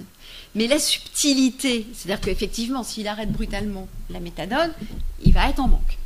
Ça, c'est sûr, ça va être très désagréable. Mais, c'est ce que je disais tout à l'heure, quand on prend de la méthadone, c'est différent de l'addiction. Il peut y avoir une dépendance, mais il y a une dépendance comme au bêta-bloquant dont je parlais initialement. C'est pas la dépendance dans le sens addiction, dans la mesure où il n'y a pas de plaisir à le prendre. C'est toute la subtilité. Alors après, c'est vrai que on peut envisager, enfin, on a en théorie à l'heure actuelle vraiment aucune limite dans le temps à prendre de la méthadone ou du Subutex. Hein. Nous, on n'est pas du tout à dire, voilà, il faut, au bout d'un an, il faut arrêter, il faut diminuer. En règle générale, ce sont plutôt les personnes qui prennent les traitements qui sont toujours pressées d'arrêter. Et nous, on est plutôt toujours en train de leur dire, oui, mais pas trop vite, prenez votre temps, on va doucement, pour éviter justement les rechutes. Oui, mais le fait de retrouver les effets similaires à l'héroïne, ça les fait pas replonger, même s'ils font ça à contre-cœur. Je vous ai dit qu'il n'y avait pas les effets similaires. D'accord. Pas du tout, justement. Il n'y a pas du tout de notion de plaisir. Quand vous prenez de la méthadone, enfin bon, personnellement, je n'en ai jamais pris, mais ça fait rien. Enfin, alors, celui qui n'est pas addict à l'héroïne, en plus, ça va plutôt le rendre malade. Mais l'héroïnomane qui va prendre de la méthadone à la place de l'héroïne, la méthadone n'a absolument pas l'effet similaire à l'héroïne. Ça ne va pas du tout lui donner d'effet. Donc, il a une dépendance. c'est vrai, mais au même titre que le bêta-bloquant dont je parlais au départ. Donc il n'y a pas cette notion donc, de plaisir. Et donc après, on peut effectivement, dans le temps, chercher à diminuer les doses et à arrêter. Mais c'est très long. Moi, j'aimerais bien qu'on parle des enfants et de leur portable, d'Internet, de l'écran indispensable à la vie nuit et jour. Oui, alors bon, en règle générale, on a dit, les addictologues ne trouvent pas qu'il y ait tant que ça d'addiction à l'écran par rapport aux parents. On n'a pas du tout la même perception des choses. Bon, les modes de vie et de fonctionnement ont changé. Hein, écoutez, avant, moi je sais pas, hein, j'ai le souvenir de passer peut-être quelques après-midi à regarder Scooby-Doo à la télé. Bon, alors évidemment, maintenant, il n'y a plus Scooby-Doo le mercredi après-midi, ils sont devant leur écran, mais voilà, je veux dire, c'est pas. Il faut quand même vraiment relativiser. On va parler d'addiction, on va parler de jeu excessif, hein, s'il y a un retentissement. Parce que là encore, il y a la notion de plaisir, donc ils ont le plaisir d'être devant leur écran, mais comme je vous ai dit, pour qu'il y ait addiction, il faut qu'il y ait problème. Alors, je vais caricaturer, mais le jeune qui joue, alors non, je ne vais même pas caricaturer, je vais prendre l'exemple parce que j'ai une amie qui m'a dit, oh là là, mon fils, tu sais, il n'arrête pas de jouer à WoW, j'ai peur qu'il devienne addict à WoW. Donc WoW, c'est World of Warcraft, c'est le jeu par excellence qui effectivement peut éventuellement entraîner des addictions. Je lui dis, écoute, ton fils, il travaille bien à l'école, il fait du basket, il fait du théâtre, il sort avec ses copains et ses copines le week-end, il n'est pas addict. Même s'il joue 3 heures à WoW le soir. Et ce garçon, aujourd'hui, il est en prépa, il va très bien. D'accord ? Donc voilà, c'est pas... Après, s'il y a un retentissement, si effectivement on passe son temps à jouer et qu'on va plus voir les copains parce qu'on préfère faire un donjon, si effectivement on fait plus ses devoirs et que les résultats scolaires chutent parce qu'on fait effectivement... un autre donjon, une autre quête ou je sais pas quoi, là, il va y avoir problème. Mais sincèrement, à partir du moment où le jeune, à côté de ça, il va bien, qu'il n'y a pas de modification dans son comportement et social, familial, scolaire, après tout, qu'il regarde la télé ou qu'il soit devant un écran ou un bouquin. Alors bien sûr, on préférerait qu'il soit devant un bouquin. C'est vrai, je suis d'accord. Je me rappelle une fois, on était à une conférence et le psychiatre le disait très bien, mais votre enfant va s'énerver si vous retirez la prise de la Livebox. Mais imaginez-vous, vous êtes dans un bouquin passionnant et on vous arrache le bouquin des mains. Alors que vous êtes là, au sommet de l'histoire, au dénouement. Vous allez vous énerver, vous allez avoir une frustration. Mais voilà, c'est un bouquin, donc c'est pas grave. Si c'est l'écran, c'est grave. On est un petit peu sur la même chose. Donc c'est vrai que les parents focalisent beaucoup là-dessus et que nous, on a tendance vraiment à relativiser. Des addictions au jeu, il y en a, c'est vrai. Mais en fait, c'est plutôt plus tard qu'on les rencontre. Chez l'adulte jeune, entre 20 et 30 ans. Et là, on va avoir des problèmes. Et effectivement, on rencontre des personnes qui, par exemple, vont jouer toute la nuit et qui, du coup, vont pas se réveiller le lendemain pour aller bosser, qui risquent de perdre leur travail, qui risquent de perdre leur conjointe parce qu'elle en a ras-le-bol, parce qu'elle ne le voit plus, parce qu'il joue toute la journée. Mais on va plus le rencontrer chez l'adulte jeune que chez l'ado. Et on avait fait l'année dernière donc un petit sondage lors du Forum Santé, donc il y a un Forum Santé à l'Espace Franquin là tous les ans sur une semaine. Des enfants d'ici aussi viennent, je crois, et on leur avait fait un questionnaire justement par rapport à Internet. On n'en avait eu aucun qui semblait avoir une consommation problématique. C'est-à-dire que franchement, à la question est-ce que vous préférez jouer ou plutôt aller voir vos copains le samedi après-midi, répondez tout, je préfère aller voir mes copains le samedi après-midi. Donc voilà, donc je dis pas qu'il n'y a pas de problème, il faut veiller, il faut donner des limites, mais bon, on relativise un petit peu ça. Alors Bon, pour être complet un peu sur les jeux vidéo, c'est vrai que les risques d'addiction sont essentiellement avec des jeux donc, comme World of Warcraft ou Dofus, c'est-à-dire des MMORPG, pour ceux qui connaissent, qui sont des jeux où on joue en ligne, où on devient un personnage, on crée son personnage, et on joue en ligne, et on joue avec d'autres, et en fait, il n'y a pas de limite, il n'y a pas de fin. Alors que les jeux qui peuvent être très violents comme Counter-Strike ou je sais pas, parce que moi les miens ont grandi, ils ont arrêté de jouer à tout ça, donc je suis plus au courant aujourd'hui. Avant je pouvais frimer un peu, maintenant c'est fini. Et ce sont des jeux avec des règles très strictes, avec un début et une fin. Et donc en fait, il n'y a pas de dépendance avec ces jeux-là. Est-ce qu'il y a un risque d'identification à certains de ces personnages-là, dans les jeux guerriers, qui conduirait au suicide ou à la violence? Moi, je ne peux pas vous dire, c'est vrai qu'on l'évoque. Bon, on évoque toujours, c'est toujours le problème aujourd'hui de la place de la violence dans les films, à la télé, dans les jeux. Il y a toujours eu des identifications. Hein. Quand Goethe a sorti Les souffrances du jeune Werther, il y a eu une vague de suicides en Allemagne absolument phénoménale. Donc ça s'est toujours produit. Hein.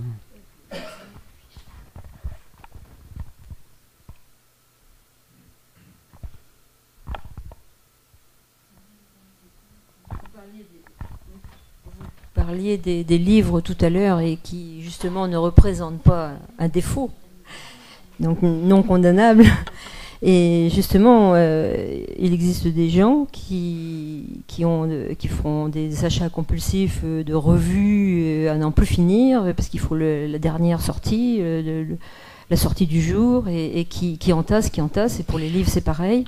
Ouais. Et donc là, on peut parler d'addiction alors. Ah oui, non mais après, il y a effectivement dans les addictions comportementales l'achat compulsif. Alors quel qu'il soit, hein, ça va être des revues ou n'importe quoi. Effectivement, l'achat compulsif, c'est pas quelque chose qu'on rencontre très fréquemment. C'est typiquement féminin, mais ce sont des femmes qui vont avoir un plaisir, un besoin irrépressible d'acheter, qui peut conduire à de grosses complications, hein, c'est-à-dire des problèmes financiers importants. Moi, en stage, j'ai rencontré une jeune femme. Je sais plus, bac plus 5 ou 7, c'était sur Bordeaux, qui faisait de l'achat compulsif aux produits de luxe et qui s'est retrouvée sous tutelle avec 50 € par semaine. Parce que ça a été les cartes, les découverts, les crédits, les chèques en bois, voilà. C'est la même chose que pour les drogues. Tout à fait.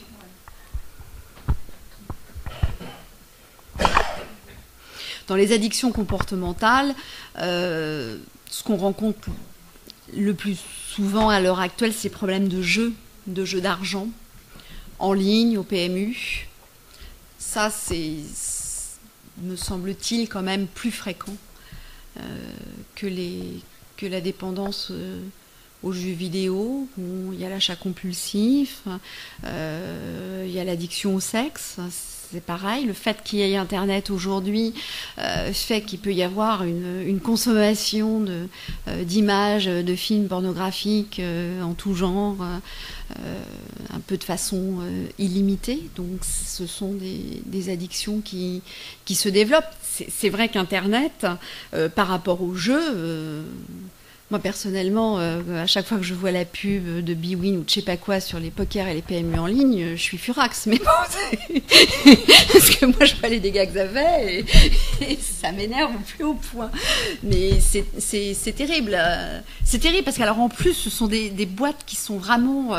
moi, j'ai un patient qui jouait...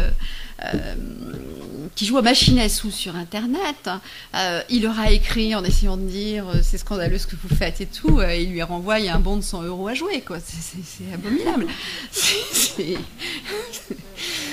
c'est assez terrible, c'est scandaleux. Enfin, pour moi, c'est scandaleux. De même, des PMU qui ne jouent pas leur rôle, c'est-à-dire qui avancent de l'argent aux gens alors que c'est absolument interdit, qui fait que les gens se retrouvent après. Ce qui est grave, c'est cette sollicitation impromptue là sur l'écran.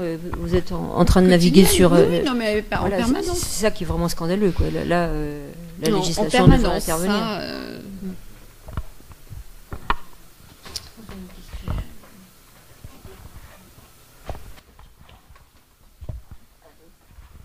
Oui, de même que les fabricants de cigarettes qui rajoutent des produits addictifs. Pour les rendre encore meilleurs. Au tabac. Absolument. Les cigarettes à la Et vanille. comment ne peut-on pas interdire les cigarettes ces ajouts légères, les menthes, les mentholés, etc.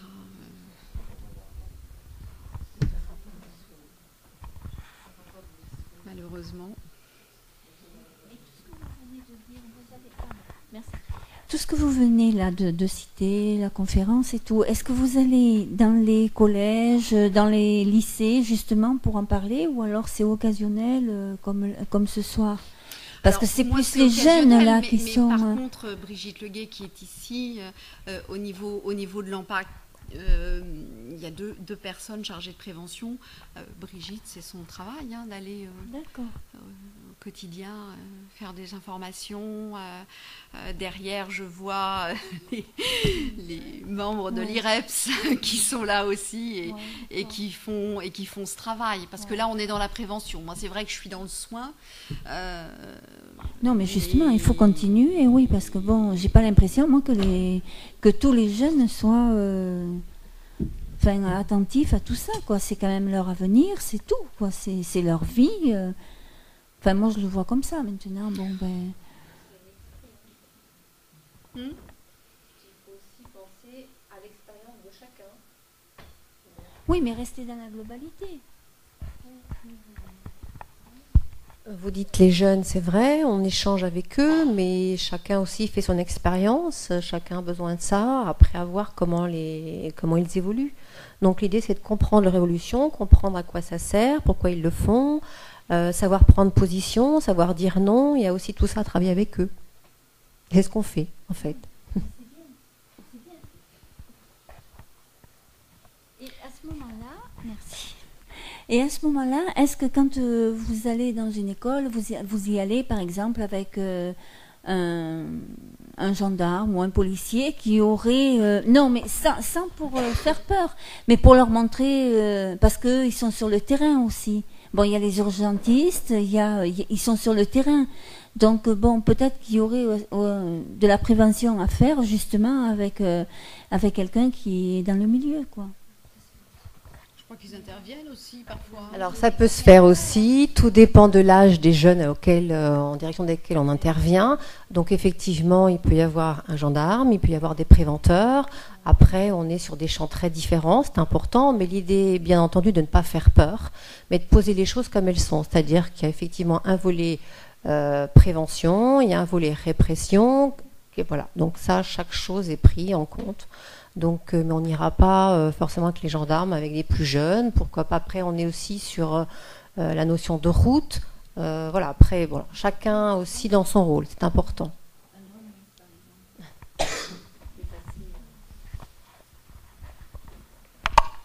J'ai peut-être pas forcément une réponse, mais pour travailler avec les jeunes personnellement et en dehors du système scolaire, voilà, un jeune, souvent, il se projette pas. Il vit dans le quotidien, dans le maintenant, éventuellement il se projette sur demain, la semaine prochaine, les vacances, mais son avenir, déjà au niveau scolaire, déjà au niveau professionnel, il a énormément de mal à se projeter dedans. Donc les conséquences aussi d'une addiction ou d'une conduite à risque d'un soir, il les a beaucoup moins. En plus, pour ce qui est des interventions dans les collèges et lycées, notamment avec des gendarmes, etc., personnellement ça me semble important d'être fait. Maintenant c'est quelque chose qui va pas forcément leur parler, qui peut avoir un côté rébarbatif aussi, un côté obligatoire, et un côté qui n'est pas une démarche personnelle. Quand on essaie de les amener à des conférences comme ce soir, ou à des choses qui leur parlent, qui parlent d'avenir, etc., à chaque fois, on utilise des subterfuges. À chaque fois, on est obligé d'aller chercher un aspect ludique à la chose, quelque chose qui va les intéresser, parce que de but en blanc, c'est pas un sujet qui les tente. Après, on en discutait un peu hors conférence tout à l'heure, il y a une question d'accroche, c'est-à-dire qu'une fois qu'ils se sont effectivement un peu intéressés à la chose et qu'ils ont réussi à se projeter là-dedans et à s'identifier aux problèmes comme étant des sujets potentiels, là oui, ils vont s'intéresser à ça. Mais l'accroche, elle est extrêmement difficile, et moi je reste persuadé que l'adolescent, c'est quelqu'un qui vit dans l'instant présent, qui a extrêmement de difficultés à projeter, et tout ce qu'on a vu là, c'est des conséquences sur du long terme, etc. Et que lui, effectivement, il va plutôt voir l'aspect festif, je pense aux pétards, aux joints, etc. L'aspect festif du moment, parce qu'il est en train de passer une bonne soirée avec des copains, parce qu'effectivement, ils ont pris un verre, que ça se passe bien, que tout le monde est en train de fumer, et pourquoi pas moi. L'aspect de projection, je pense qu'à cet âge-là, ils l'ont pas.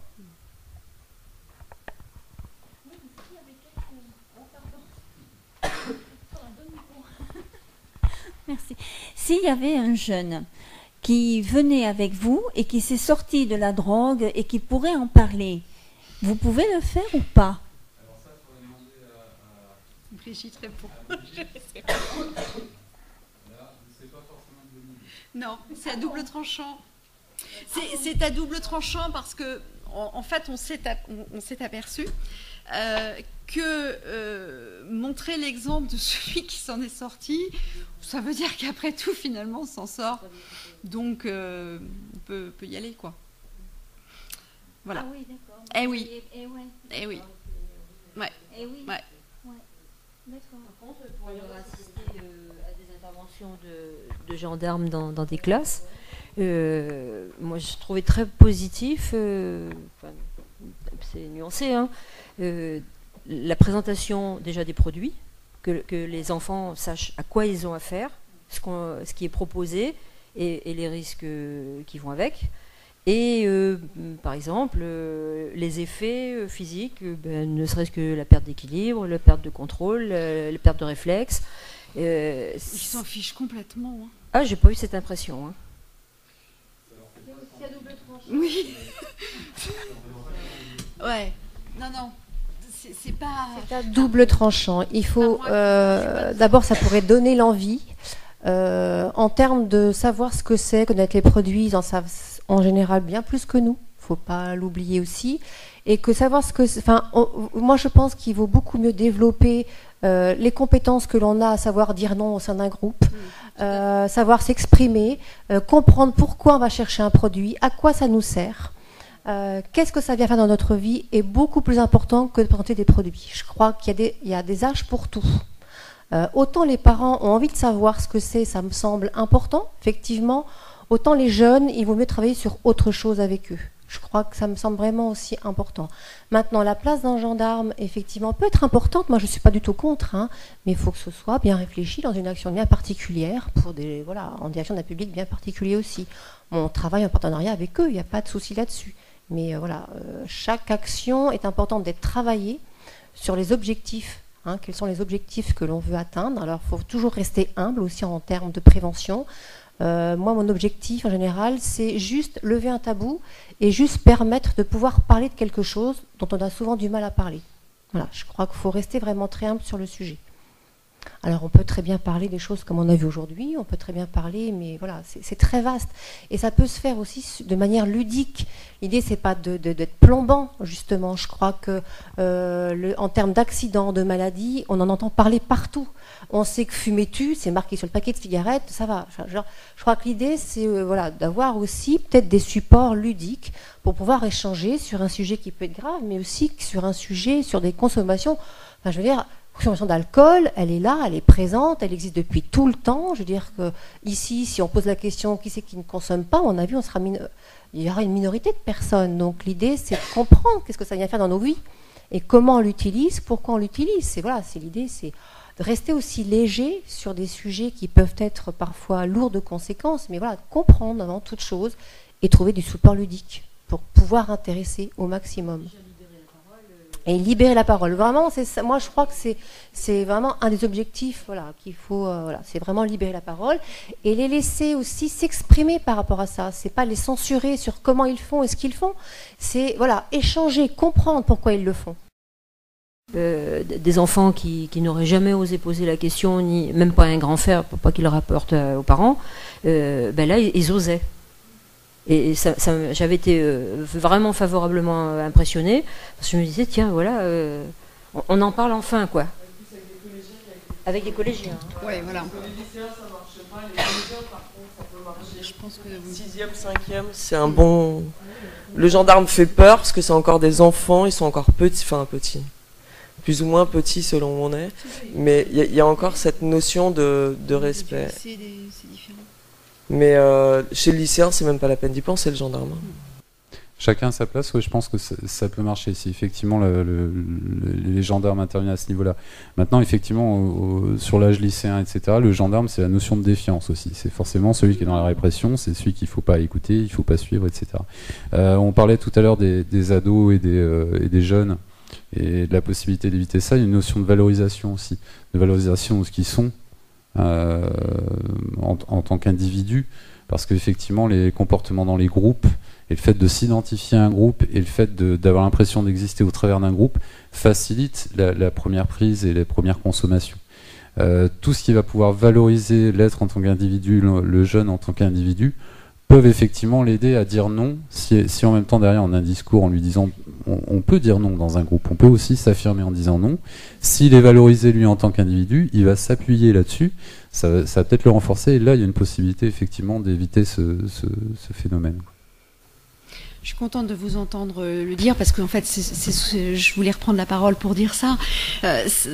Entre autres, c'est-à-dire que, alors, en termes de prévention des addictions, les pédopsychiatres vont vous dire que pour éviter qu'un jeune développe une addiction, ce qu'il faut, c'est qu'il soit éduqué. Et éduquer, ça veut dire aller vers l'autonomie. Ça veut dire apprendre à s'autonomiser. Ça veut dire, en fait, il y a 3 choses importantes. C'est une stabilité, si possible, d'avoir une stabilité affective avec des repères et donc un cadre de vie stable. Ce sont des limites. Il faut savoir dire non, ça rend service de dire non. En plus, finalement, quand on leur donne des limites, même s'ils râlent, ils sont plutôt contents parce que ça veut dire qu'on s'intéresse à eux. Donc c'est très important de savoir dire non et de poser des limites et un cadre. Et d'autre part, les valoriser. Voilà, c'est-à-dire qu'il suffit pas de dire non à tout et de dire c'est comme ci, c'est comme ça et c'est pas autrement. Il faut à la fois dire voilà, moi je pense que ça, oui, ça, non. Mais en même temps, quand il y a des choses qui ne vont pas, il faut le dire. Mais ce qui va bien, il faut le dire aussi. Et les valoriser, c'est vraiment quelque chose d'extrêmement important. Et on est parfois dans une société où les jeunes, les jeunes ci, les jeunes ça, nanana, on n'arrête pas de dire ce qui va pas. Parfois, au niveau de l'enseignement, c'est aussi un peu comme ça que ça se passe.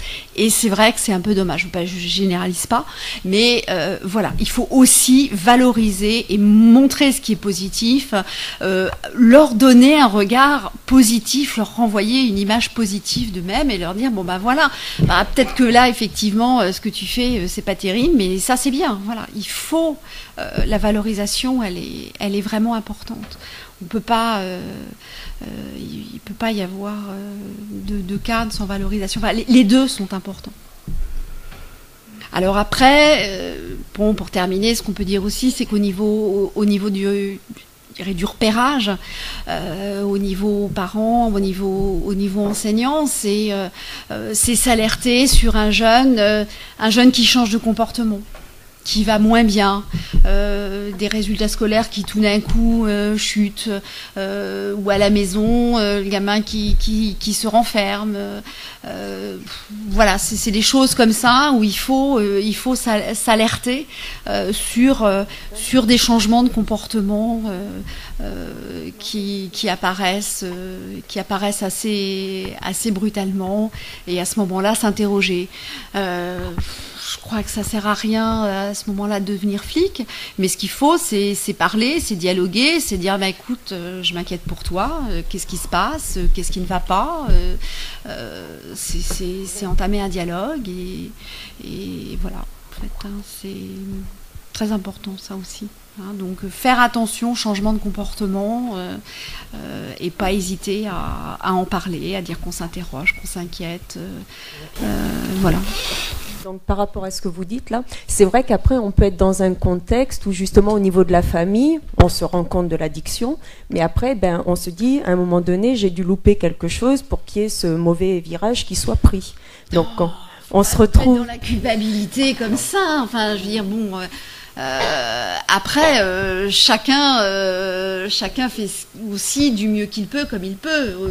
Alors, quand il y a en tant que parent, si on réagit en se disant, il y a peut-être eu un truc à un moment donné, j'ai pas fait ce qu'il fallait, et cette personne-là, se retrouve à vivre un mal-être. Donc, cette personne-là, après, c'est vrai, remet pas mal de choses en question. Il faut en parler dans ces cas-là, en parler avec son médecin, en parler avec son entourage, un psychologue, une structure comme l'AMPA qui reçoit les personnes de l'entourage. Si on a quelqu'un dans sa famille qui a un problème d'addiction, les personnes qui sont autour et qui s'interrogent peuvent avoir aussi une écoute. Des réponses. Moi, ça m'arrive aussi d'être sollicitée et de recevoir en entretien des personnes de l'entourage qui viennent me voir pour poser des questions, pour essayer de savoir un peu comment faire. Bon, voilà, nous, après, on essaye un petit peu de donner quelques outils. En tous les cas, il ne faut pas rester seul dans son coin avec sa culpabilité, c'est jamais bon, quel que soit le problème. Ce qu'il faut que tu saches quand même, c'est que parents, c'est le plus dur métier du monde. Oui. C'est ce que je dis toujours aux familles. Quand je reçois les familles, moi, c'est ce qui m'arrive. Bon, pour un élève qui fume du shit, etc., il m'arrive de recevoir des familles. Et la première chose que je fais, je leur dis aux gens, on n'est pas là pour vous juger. Vous n'êtes pas passé à côté de quelque chose. Vous avez simplement pas vu. C'est tout. Vous n'êtes pas parfaite. Je ne suis pas parfait. Et puis, c'est comme ça. Voilà. Et il y a 3 gamins dans une famille, avec 2 gamins tu n'auras aucun souci, puis avec le 3e tu n'auras que des soucis. Et pourquoi tu les élèves de la même manière, tu fais exactement la même chose, et ça tu n'y peux rien. Voilà. Donc, je crois qu'il faut savoir, c'est ce que je dis toujours, le parent c'est le plus dur métier du monde, tout simplement. Oui, parent c'est le plus dur métier du monde, juste avant enseignant. Et à propos de la valorisation des jeunes, j'en profite pour remercier grandement mes élèves qui sont forcément les plus beaux du monde. Merci à eux, merci à vous tous. Plus de questions a priori. Merci à vous. Je vous en prie.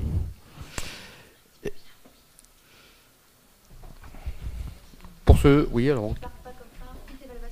D'accord, petite évaluation à remplir.